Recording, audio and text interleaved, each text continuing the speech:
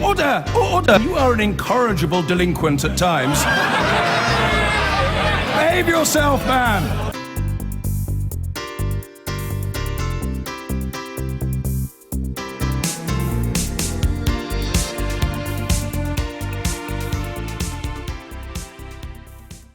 Thank you, Mr. Speaker. Mr. Speaker, I know the whole House will want to join me in marking Holocaust Memorial Day. It is right that our whole country should stand together to remember the darkest hour of humanity. Last year, on the 70th anniversary of the liberation of Auschwitz, I said we would build a striking national memorial in London to show the importance Britain places on preserving the memory of the Holocaust. Today, I can tell the House this memorial will be built in Victoria Tower Gardens. It will stand beside Parliament as a permanent statement of our values as a nation, and will be something for our children to visit for generations to come. I'm grateful to all those who've made this possible and have given this work the cross-party status that it so profoundly deserves. Mr. Speaker, this morning I had meetings with ministerial colleagues and others, and in addition to my duties in this House, I shall have further such meetings later today. Jeremy Corbyn! Thank you, Mr. Speaker. Thank you, Mr. Speaker. On behalf of the opposition, could I welcome the remarks the Prime Minister has just made about Holocaust Memorial Day. It's the 71st anniversary of the liberation of Auschwitz-Birkenau.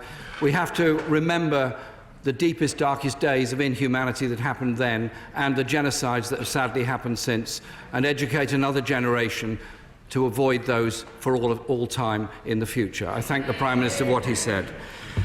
Mr. Speaker, independent experts have suggested that Google is paying an effective tax rate on its UK profits of around 3%. Does the Prime Minister dispute that figure? Well, let's be clear what we're talking about here. We're talking about tax that should have been collected under a Labour government, raised by a Conservative government. That's what we're talking about. I do dispute the figures that he gives. It's quite rightly this is done independently by HMRC, but I'm absolutely clear that no government has done more than this one to crack down on tax evasion and aggressive tax avoidance. No government, and certainly not the last Labour government. Mr. Speaker, my question actually was if the Prime Minister thinks an effective tax rate of 3% is right or wrong. He didn't answer it. The Chancellor of the Exchequer described this arrangement as a major success, while the Prime Minister's official spokesperson only called it a step forward. The Mayor of London described the payment as quite derisory. What exactly is the government's position on this 3% rate of taxation? But we have put in place the diverted profit tax that means that this company and other companies will pay more tax in future, and more tax in future than they ever paid under Labour, where the tax rate for Google was 0%. That is what we face. Let me tell him what we have done. We have changed the tax law so many times that we raised an extra 100 billion from business in the last Parliament. When I came to power, banks didn't pay tax on all their profits, allowed under Labour, stopped under the Tories. Investment companies could cut their tax bill by flipping the currency their accounts were in, allowed under Labour, stopped under the Tories. Companies could fiddle accounting rules to make losses appear out of thin air, allowed under Labour, stopped under the Tories. We've done more on tax evasion and tax avoidance than Labour ever did. The truth is, Mr. Speaker, they're running to catch up, but they haven't got a leg to stand on.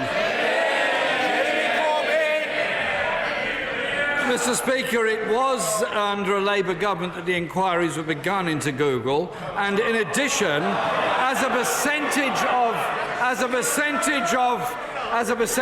GDP, corporation tax receipts are lower under this government than they were under previous governments. I've got a question here, Mr. Speaker, from a gentleman called Jeff. Now, you might well laugh, but Jeff actually speaks for millions of people when he says to me,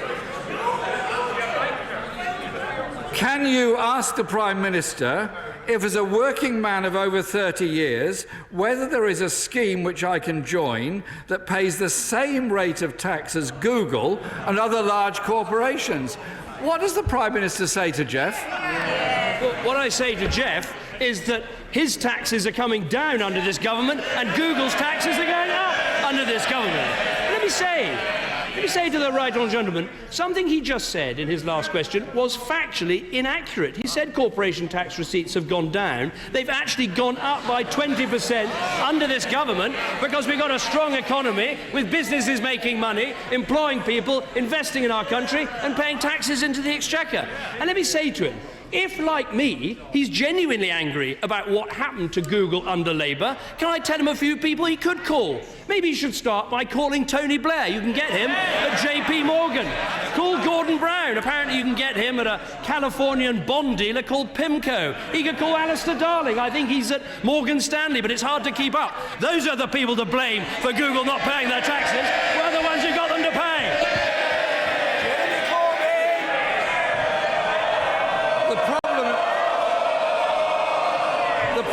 Mr. Speaker, that the Prime Minister is the Prime Minister, is responsible to government and therefore is responsible for tax collection. Mr. Speaker, Google made profits of £6 billion in the UK between 2005 and 2015 and is paying £130 billion in tax for the whole of that decade. Millions of people this week are filling in their tax returns to get them in by the 31st. They have to send the form back. They do not get the option of 25 meetings with 17 ministers to decide what their rate of tax is.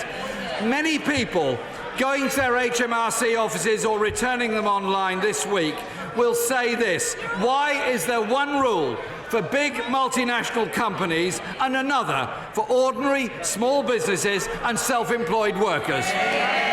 Well, all those people filling in their tax returns are going to be paying lower taxes under this government. That is what's happening. And I have to say to him, he can, if he wants, criticise HMRC, but HMRC's work is investigated by the National Audit Office, and when they did that, they found that the settlements that they've reached with companies are fair. That is how it works. Now, the Shadow Chancellor's pointing. The Shadow Chancellor, the idea that those two right honourable gentlemen would stand up to anyone in this regard is laughable. Look at the record over the last week. They met with the unions and they gave them flying pickets. They met with the Argentinians, they gave them the Falkland Islands. They met with a bunch of migrants in Calais, they said they could all come to Britain. The only people they never stand up for are the British people and hard-working taxpayers.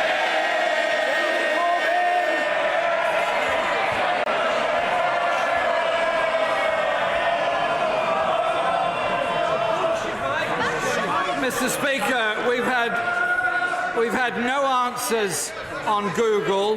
We've had no answers on Jeff. Can I raise with him another unfair tax policy that does affect many people in this country? This morning, the Court of Appeal ruled that the bedroom tax is discriminatory because of its impact. I don't know why members opposite find this funny, because it isn't for those that have to pay it. And the ruling is because it is its impact on vulnerable individuals, including victims of domestic violence and disabled children. Will the Prime Minister now read the judgment and finally abandon this cruel and unjust policy, which has now been ruled to be illegal? Well, we always look very carefully at the judgments on these occasions, but of course our fundamental position is that it's unfair to subsidise spare rooms in the social sector if you don't subsidise them in the private sector where people are paying a housing benefit. And that is a basic issue of fairness. But isn't it interesting that the first pledge he makes is something that could cost as much as £2.5 billion in the next Parliament? Who's going to pay for that? Well, Jeff will pay for it. The people filling in their tax returns will pay for it. Why is it that he always wants to see more welfare, higher taxes, more borrowing, all the things that got us into the mess in the first place? Mr. Speaker, we haven't had any answers on Google or the bedroom tax, but I ask the Prime Minister this. Shortly before coming into the chamber, I became aware of the final report of the United Nations panel of experts on Yemen, which has been sent to the government, and it makes very disturbing reading. And I quote, it says, and this is the report, that it has documented that coalition forces have conducted airstrikes targeting civilians and civilian objects in violation of international humanitarian law, including camps for internally displaced persons and refugees, civilian residential areas, medical facilities, schools and mosques. These are very disturbing reports. In the light of this, will the Prime Minister agree to launch immediately an inquiry and a full review into the arms export licences to Saudi Arabia and suspend those arms sales until that review has been concluded? Well, as the Right Honourable Gentleman knows, we have the strictest rules for arms exports of almost any country anywhere in the world. And let me remind him, we are not a member of the Saudi-led coalition. We're not directly involved in the Saudi-led coalition's operations. British personnel are not involved in carrying out strikes. I will look at this report as I look at all other reports. But our arms exports are carefully controlled, and we are backing the legitimate government of the Yemen, not least because terrorist attacks planned in the Yemen would have a direct effect on people in our country. I refuse to run a foreign policy by press release, which is what he wants. I want a foreign policy that's in the interests of the British people. Caroline Flint. Thank you, Mr. Speaker. Not everybody is as satisfied as the Chancellor with what for Google is loose change to cover their tax liabilities. That's right. On Monday, the Honourable Member for Amber Valley called on the government to make companies publish their tax returns. In that way, we can all see how they make the journey from their cash profit to their tax bill. Does the Prime Minister agree? I do want to wonder whether the Right Honourable Lady ever raised this issue when she sat in the Labour cabinet, when Google were paying zero tax. What we have is a situation where we make the rules in this House and where HMRC have to enforce those rules. That's the system that we need to make work. John Glenn. Speaker, could I thank the Prime Minister for meeting the deposed Maldivian President Nasheed and his legal team in Number 10 on Saturday? Will the Prime Minister commit to work towards an international consensus on targeted sanctions so that the Maldivian regime may reconsider their appalling human rights record and their record on democracy? Well, I'm very grateful to my honourable friend for raising this. It was an honour to meet with former President Nasheed, who I think did an excellent job for his country in cutting out corruption and turning that important country round.